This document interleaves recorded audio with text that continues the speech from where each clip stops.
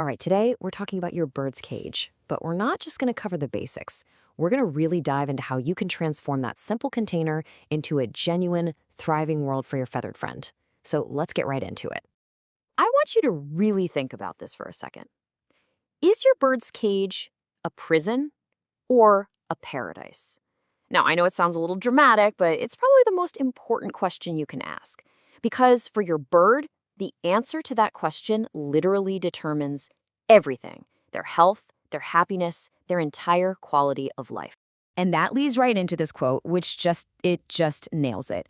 A bird's cage is not just a box, it is their world. When you really let that sink in, when you stop seeing it as just a container and start seeing it as their entire universe, everything changes. Every single decision you make about it becomes different. That shift in perspective, that is the foundation of being a really great, compassionate bird owner. So, let's start with the big why.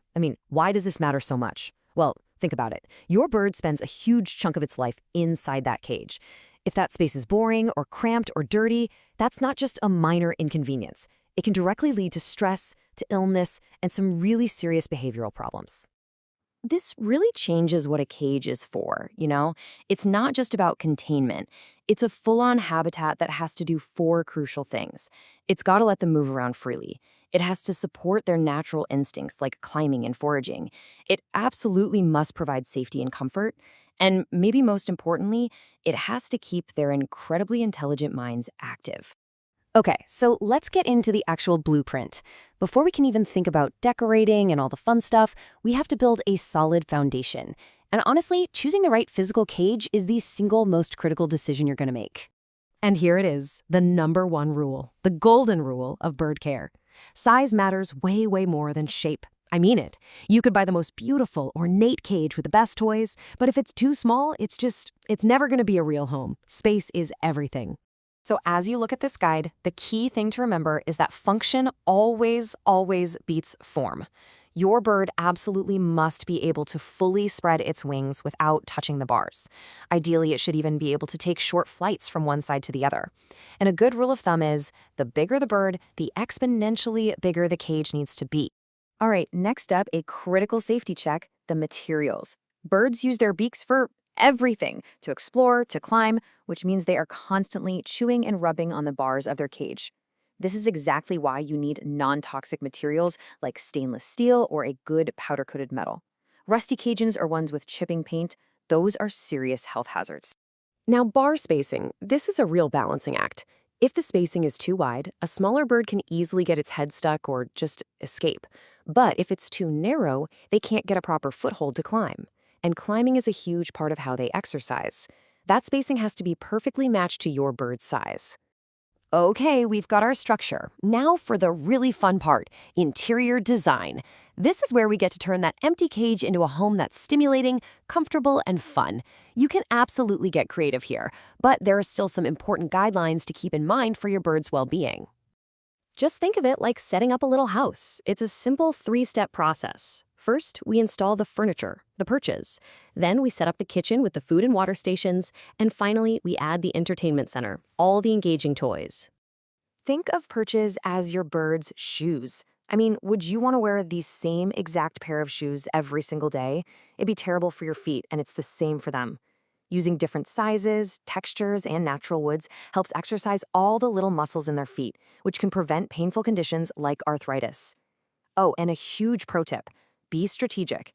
Never ever place perches directly over food and water bowls. Now for the kitchen, let me be clear, hygiene here is absolutely non-negotiable.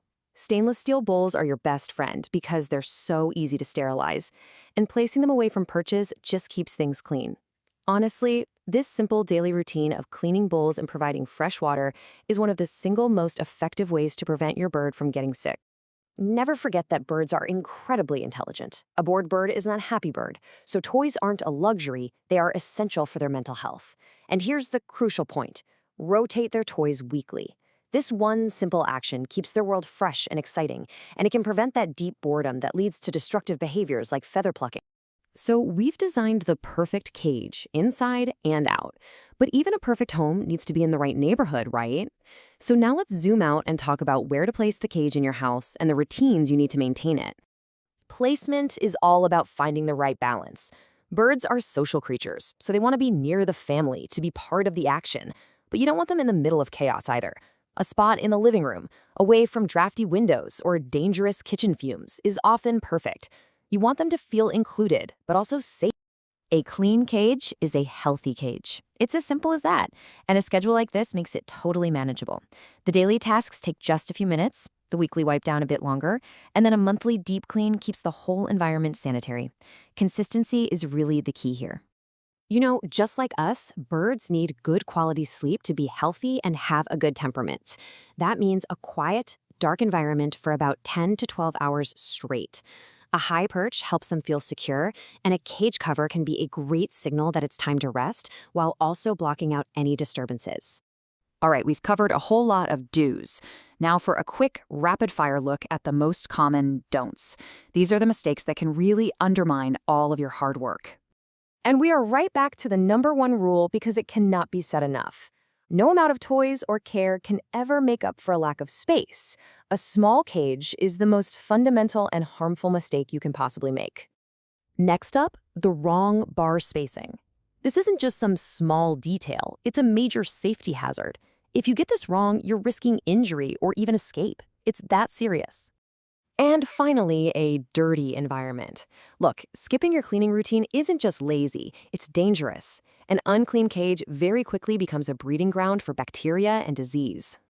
So, what's the result of all this effort? What's the payoff? Well, it's huge. You're not just building a better cage. You're fostering a healthier, more active bird. You're gaining a happier, more emotionally stable companion. And you get to become a confident, responsible owner who knows you're doing the absolute best for your pet. Because, in the end, setting up the cage, that's just the beginning. The structure is the foundation, yes. But the relationship you build, the time you spend with them, the care you provide, that's what truly turns that perfect cage into a joyful home.